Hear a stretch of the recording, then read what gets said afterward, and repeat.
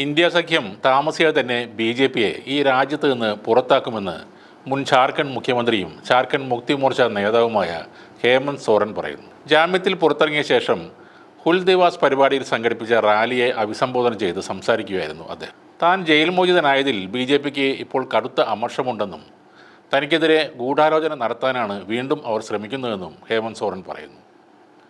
ഈ സംസ്ഥാനം ധീരരായ ആളുകളുടെ നാടാണെന്നും ആരെയും പേടിക്കേണ്ടതില്ലെന്നും സോറൻ പറയുന്നുണ്ട്. ധീരരായ ജനങ്ങളുടെ നാടാണ് ജാർഖണ്ഡ്. നമുക്ക് വേണ്ടി ശബ്ദിക്കാൻ ഒരുപാട് ആളുകളുള്ള നാട്. ഇവിടെ ചിലർ നമ്മെ ഭയപ്പെടുത്താൻ ശ്രമിക്കും, പക്ഷേ അത് ക്ഷണികമാണ്. നമ്മൾ ഭയപ്പെടേണ്ട കാര്യമില്ല.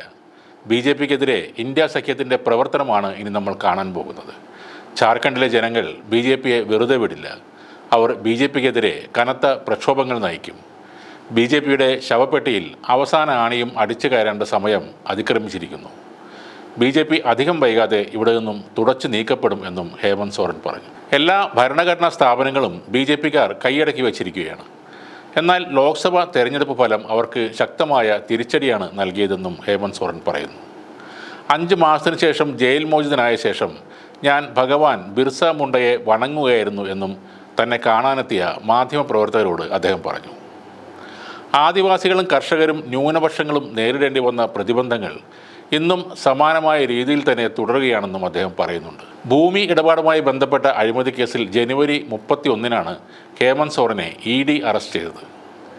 ശനിയാഴ്ച ജാർഖണ്ഡ് ഹൈക്കോടതി ജാമ്യം അനുവദിച്ചതോടെയാണ് അദ്ദേഹത്തിന് ജയിലിന് പുറത്തേക്കുള്ള വഴി തുറന്നത്. തന്നെ കള്ളക്കേസിൽ കുടുക്കിയതാണെന്ന് സോറൻ തീർത്തു പറയുന്നു. കേസിൽ എന്നെ തെറ്റായാണ് പ്രതി ചേർത്തത്. ഇതിനു പിന്നിൽ വലിയ ഗൂഢാലോചനയുണ്ട്. 5 മാസം അവരെന്നെ ജയിലിൽ കിടത്തി. എന്നാൽ ഞാൻ തുടങ്ങിവെച്ച ദൗത്യവും പോരാട്ടവും പൂർത്തിയാക്കും. നീതിന്യായ വ്യവസ്ഥയെ ഞാൻ അങ്ങേയറ്റം ബഹുമാനിക്കുന്നു. കോടതി എനിക്ക് ജാമ്യം അനുവദിച്ചു, ഞാൻ പുറത്തിറങ്ങി. എന്നാൽ നിയമ നടപടികൾ ഇനിയും നീളും എന്നും സോറൻ പറയുന്നുണ്ട്.